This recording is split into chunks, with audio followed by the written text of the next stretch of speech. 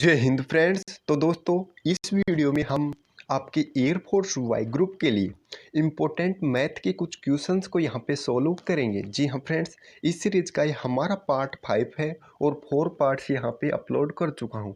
तो भाई रीजनिंग का भी मैंने एक पार्ट दिया था, तो भाई नेक्स्ट आपका ये रीजनिंग भी चालू रहेगा और जो मैथ का आपके लिए इम्पोर्टेंट क्वेश्चंस यहाँ पे मैं लेके आ रहा हूँ, इनको भी मैं जारी रखूँगा। तो भाई बस आप अपना सपोर्ट बनाए रखिए और जो भी वीडियो चैनल पे आ रहे हैं जो आपकी वोकेबलरी की हो या फिर आपका जो प्रीवियस ईयर के क्वेश्चंस हैं उनका रिव्यू हो, तो भाई सभी वीडियोज़ को शेयर कीजिए और सपोर्ट कीजिए। भाई इसी प्रकार से आपके लिए इम्पोर्टेंट क्वेश्चंस लाता रहूँगा। तो चलिए फ्रेंड्स, आज की वीडियो को बिना समय गवाए स्टार्ट करते हैं। और भाई फर्स्ट क्वेश्चन है, सभी क्वेश्चंस इंपॉर्टेंट हैं, वीडियो को बिना स्किप किए कंप्लीट देखना और कंप्लीट देखने के बाद कमेंट बॉक्स में बताना कि आपको वीडियो कैसा लगा। तो भाई क्वेश्चन नंबर फर्स्ट है, एक चोर चोरी करके 60 किलोमीटर प्रति घंटा की गति से भागता है। पुलिस को 30 मिनट बाद पता चलता है और वह 70 किलोमीटर प्रति घंटा की चाल से पीछे दौड़ती है। कौन पुलिस? तो पुलिस कितनी देर बाद चोर को पकड़ लेगी? तो यहाँ पे देखिए फ्रेंड्स, जो चाल है वो एक ही तरफ है, यानी जिस तरफ चोर भाग रहा है उसी तरफ क्या भाग रही है, पुलिस भाग रही है। लेकिन यहाँ पे पुलिस को कितनी दूरी तय करनी है, जितनी देर बाद वो स्टार्ट करती है दौड़ना। यानी 30 मिनट बाद पुलिस स्टार्ट करती है दौड़ना, जब तक जो वो चोर है वो कितनी दूरी तय करेगा। यानी उसकी जब 60 किलोमीटर प्रति घंटा की गति से चाल है तो वो 30 मिनट में कितना है, यदि 60 मिनट यानी 1 घंटे में 60 किलोमीटर, तो 30 मिनट में कितना, 30 किलोमीटर वो दूरी तय कर लेगा। तो दोस्तों, चोर जब 30 किलोमीटर दूरी तय कर लिया और उसके बाद पुलिस भागना स्टार्ट करती है, यानी कि पुलिस को 30 किलोमीटर दूरी ही तय करनी है। तो पुलिस की चाल कितनी है? पुलिस की चाल है आपकी 70 किलोमीटर प्रति घंटा। लेकिन दोस्त, यहाँ पे एक बात ध्यान रखिए कि जब दो व्यक्ति एक ही तरफ या दो ट्रेन या दो गाड़ी एक ही तरफ जाए तो उनकी जो सापेक्ष चाल है वो घट जाती है आपस में। तो इनकी जो चाल है 70 में से आप 60 यानी चोर की को घटा दोगे तो जो पुलिस की चाल आ जाएगी वो 10 किलोमीटर प्रति घंटा आ जाएगी। यानी जो पुलिस की सापेक्ष चाल है वो 10 किलोमीटर प्रति घंटा है। तो यहाँ पे उसको 30 किलोमीटर तय करनी है 10 की स्पीड से, तो 3 घंटा यहाँ पे पुलिस को चोर को पकड़ने में लग जाएंगे। तो friends, option number C correct answer है। आई होप कि आपको ये क्वेश्चन समझ में आया होगा। तो चलिए दोस्तों, देखते हैं नेक्स्ट क्वेश्चन को। तो भाई सभी क्वेश्चन सच्चे हैं और वीडियो यदि आपको अच्छा लग रहा है तो भाई लाइक कीजिए और कंप्लीट देखने के बाद शेयर भी कीजिए। तो क्वेश्चन नंबर सेकंड है, दिल्ली व कलकत्ता के बीच की दूरी 1790 किलोमीटर है। एक रेलगाड़ी दिल्ली से कलकत्ता की तरफ 80 किलोमीटर प्रति घंटा की गति से सुबह 10 बजे चलती है व दूसरी रेलगाड़ी कलकत्ता से दिल्ली की तरफ 90 किलोमीटर प्रति घंटा की चाल से 9 बजे चलती है। तो वे दोनों रेलगाड़ियाँ कितने बजे बाद एक दूसरे से मिलेंगी? तो यहाँ पे देखिए फ्रेंड्स, दो रेलगाड़ियाँ हैं, दो स्टेशन हैं ए और बी। तो एक रेलगाड़ी तो ए से बी की तरफ चलती है और दूसरी बी से ए की तरफ। यानी जो दोनों रेलगाड़ियाँ हैं एक दूसरे के आमने सामने आ रही हैं, तो जब आमने सामने होती हैं तो इनकी जो स्पीड होती है, चाल होती है, वो जुड़ जाती हैं। तो यहाँ पे देखिए फ्रेंड्स, उनको जो दूरी तय करनी है वो 1790 है। लेकिन यहाँ पे आपको एक बात और ध्यान देना होता है कि जो समय होता है वो हमें बराबर करना होता है। यानी जो फर्स्ट रेलगाड़ी है वो 10 बजे चलती है और दूसरी रेलगाड़ी 9 बजे चलती है। तो भाई जो ये दूसरी रेलगाड़ी है इसे भी हमें 10 बजे पे ले जाना है, तब हम इनकी सापेक्ष चाल यहाँ पे कर पाएंगे। तो यहाँ पे देखिए फ्रेंड्स, इसकी चाल कितनी है, 90 किलोमीटर प्रति घंटा। यानी जब 10 बजेंगे तब तक ये 90 किलोमीटर की दूरी तय कर लेगी। तो जब दोनों रेलगाड़ियाँ, ये भी स्टार्ट हो जाएगी फर्स्ट वाली भी, तो जब 10 बजेंगी तो ये 90 किलोमीटर की दूरी तय कर लेगी। तो यहाँ पे जो टोटल दूरी दी है 1790, इसमें से आप 90 को घटा दीजिए तो इसकी तो दूरी बच जाएगी। यानी 10 बजे के बाद जो इन दोनों को दूरी तय करनी है वो 1700 किलोमीटर यहाँ पे तय करनी है। यानी 1700 किलोमीटर दूरी तय करनी है दोनों को। और दोनों की चाल कितनी है, 80 किलोमीटर प्रति घंटा और 90 किलोमीटर प्रति घंटा। और भाई ये एक दूसरे के आमने सामने हैं, यानी सापेक्ष चाल दोनों की जुड़ जाएगी। तो इन दोनों की जब चाल जोड़ोगे तो कितनी हो जाएगी, 170 किलोमीटर। 170 किलोमीटर की चाल है और दूरी कितनी तय करनी है, 1700 किलोमीटर। तो 1700 किलोमीटर 170 की जब चाल से तय करोगे तो कितने यहाँ पे टाइम लगेगा, 10 घंटे यहाँ पे टाइम लगने वाला है।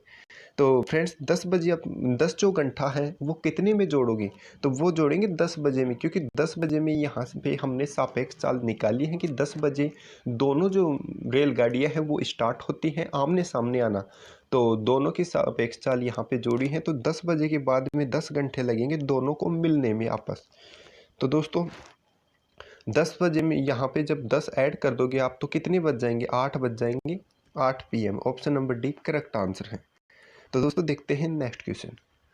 तो भाई बहुत ही अच्छा क्वेश्चन है, और क्वेश्चन नंबर 3 है आपका, एक रेलगाड़ी 190 किलोमीटर की दूरी 3 घंटे में तथा 210 किलोमीटर की दूरी 5 घंटे में तय करती है, रेलगाड़ी की औसत चाल ज्ञात कीजिए। तो दोस्तों ऐसे भी क्वेश्चन आपके वाई ग्रुप के एग्जाम में पूछे जाते हैं। तो दोस्तों यहाँ पे मैं सिलेक्टेड क्वेश्चन ही आपके लिए लेके आता हूँ। यहाँ पे बिल्कुल भी यहाँ पे वो क्वेश्चंस नहीं है जो आपकी एग्ज़ाम के लिए इम्पोर्टेंट न हो। तो भाई सपोर्ट करो यार, आप जितने भी दोस्त यहाँ पे वीडियोस को देखते हो कम से कम एक शेयर बिल्कुल कर दिया कीजिए। तो इस क्वेश्चन को यदि हम सोल्व करें तो यहाँ पे देखिए फ्रेंड्स, औसत चाल यानी एवरेज स्पीड आपसे पूछी है। तो जब एवरेज स्पीड आपसे पूछे तो आपको क्या करना होता है कि यहाँ पे कुल दूरी बटा कुल समय आपको करना होता है, यानी कुल दूरी जितनी भी इसकी हो और समय आपको करना होता है बटे में। तो कुल दूरी बटा कुल समय जब आप कर दोगे तो जो औसत स्पीड है वो आ जाएगी। तो कुल दूरी की बात करें तो 190 किलोमीटर और 210 किलोमीटर कितना हो गया, यहाँ पे हो गया 400 किलोमीटर। तो दूरी कितनी है 400 किलोमीटर, और समय कितना लगा 3 घंटे और 5 घंटे यानी 8 घंटे। तो जब आप इसे यहाँ पे डिवाइड करोगे तो कितनी बार चल जाएगा, 8 पंजे 40 यानी 50 बार। 50 बार यहाँ पे ये डिवाइड कर देगा, तो इनकी जो औसत चाल हो जाएगी वो 50 किलोमीटर प्रति घंटा होगी। ऑप्शन नंबर 1 करेक्ट आंसर है। तो कुल दूरी बटा कुल समय होता है औसत चाल। तो देखते हैं नेक्स्ट क्वेश्चन। क्वेश्चन नंबर 4 है, टाइम एंड वर्क से क्वेश्चन है। ए और बी मिलकर किसी काम को 8 दिन में करते हैं। ए अकेले उसी काम को 24 दिन में करता है, तो बी अकेला उसी काम को कितने दिन में करेगा। तो यहाँ पे देखिए फ्रेंड्स, ए और जो बी है वो किसी काम को 8 दिन में करते हैं, जबकि जो ए अकेला है उस काम को 24 दिन में कर देता है। तो इन दोनों के एलसीएम की बात करेंगे तो 24 यहाँ पे हो जाएगा। यहाँ पे जब ए और बी की समता निकालेंगे तो 3 यहाँ पे हो जाएगी, तो यानी ये 24 को 3 बार डिवाइड कर देगा, और यहाँ पे ए की समता 1। तो यहाँ पे देखिए फ्रेंड्स, जो ए और बी की समता दी है वो 3 है, जबकि ए की समता 1 है। तो बी की समता कितनी हो जाएगी, 3 माइनस 1 बराबर 2, यानी जो बी की समता है वो 2 है, और काम कितना करना है 24, यानी 24 काम करना है 2 की समता से। तो कितने 12 दिन लगेंगे, ऑप्शन नंबर बी में दिया है। तो दोस्तों देखते हैं नेक्स्ट क्वेश्चन। तो यहाँ पे देखिए फ्रेंड्स, काफ़ी अच्छा क्वेश्चन है आपका। यहाँ पे इसमें यहाँ पे ये बार है 39 पे, यहाँ पे ये बार है, यह इसे ये नोट नहीं हो पाया है। तो यहाँ पे बार है ये 39 पे 0.039 पे ये बार है। तो यहाँ पे इसे सोल्व कीजिए। तो देखिए दोस्तों, ऐसे क्वेश्चंस को हम किस प्रकार से करते हैं। तो जब बार वाला क्वेश्चन दिया जाए तो आपको क्या करना होता है कि जो वो संख्या है उसे ऐसे के ऐसे यहाँ पे लिखना होता है, यानी पहले वाली को छोड़ दीजिए, दशमलव वाली या जीरो को, जो संख्या है मेन संख्या उसे लिखना होता है। उसके बाद यहाँ पे आपको घटाना होता है। क्या घटाना होता है कि जो बार के बाहर जो बार लगाई गई है उसके बाद वाली जो संख्या है, यानी यहाँ पे जीरो है, यहाँ पे हो सकता था 1 भी हो, 2 भी हो, और भी कुछ संख्याएं हो, तो आपको वो घटाना होता है। और बटा में यहाँ पे जितनी संख्याओं पे बार हो उतने 9, यानी यहाँ पे 2 संख्याओं पे बार है 39 पे दोनों पे, तो और उसके बाद जिस भी संख्या पे बार नहीं हो उतने जीरो।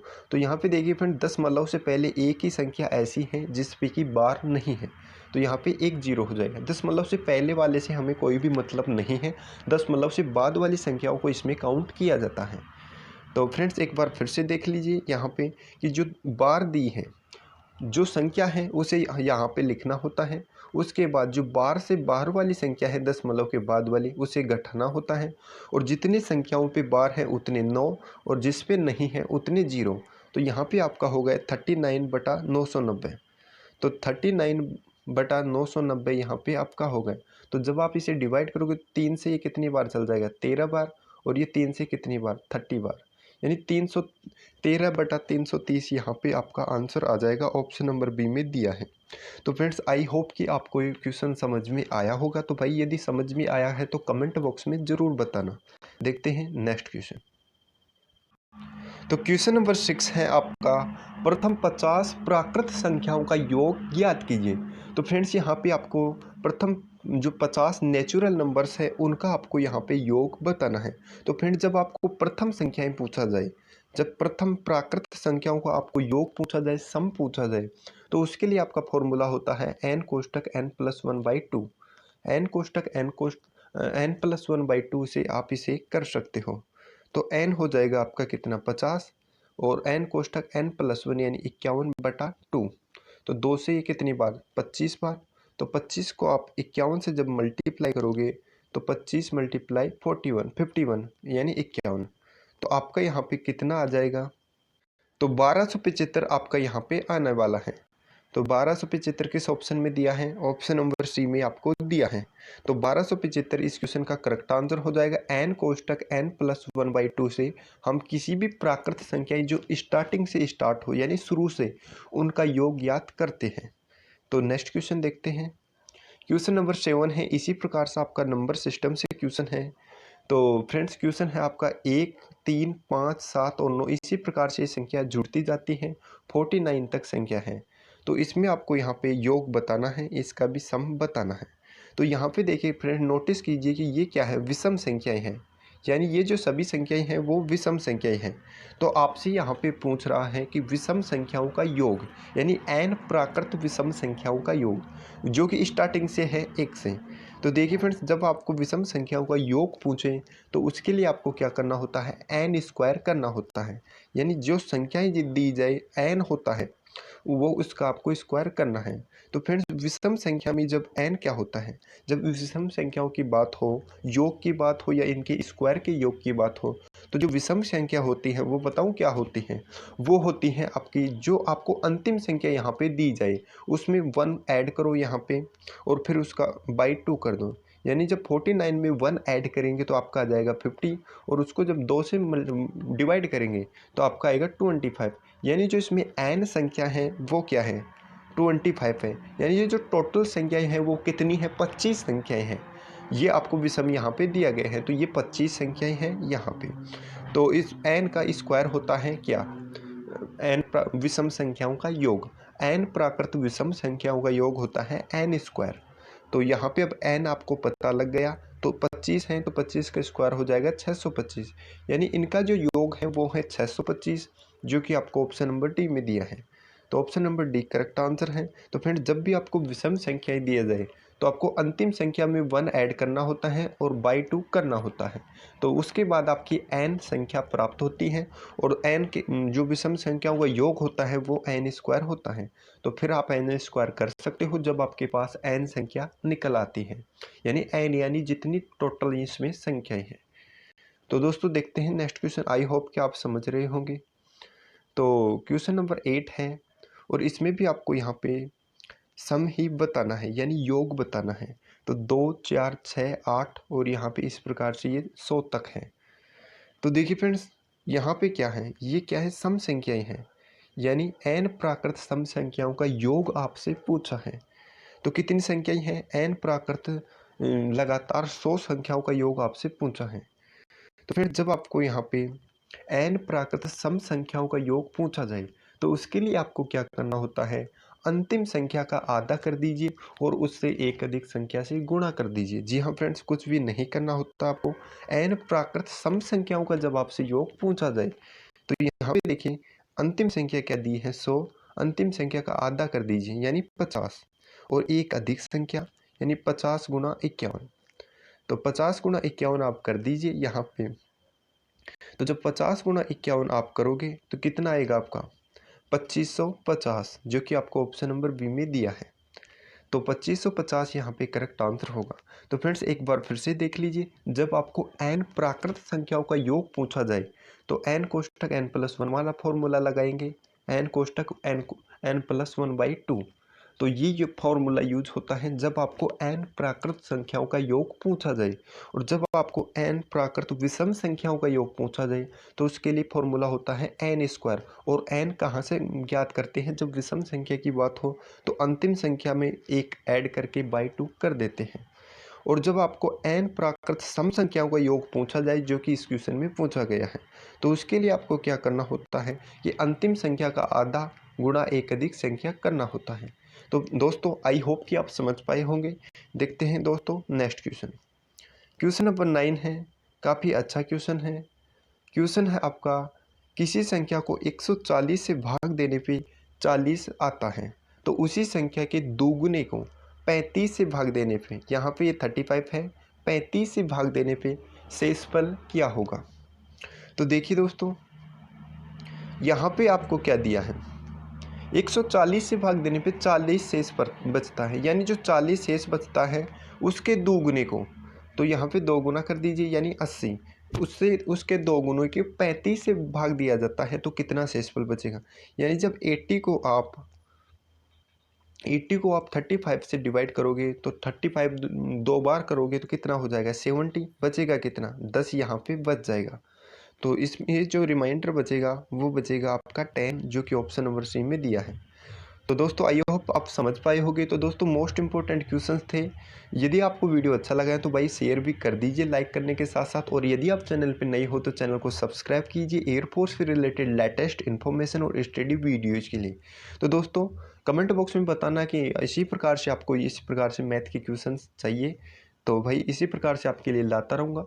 बस आप थोड़ा सा वीडियोज़ को शेयर कर दिया कीजिए। तो चलिए दोस्तों मिलते हैं नेक्स्ट वीडियो में, तब तक के लिए जय हिंद जय भारत।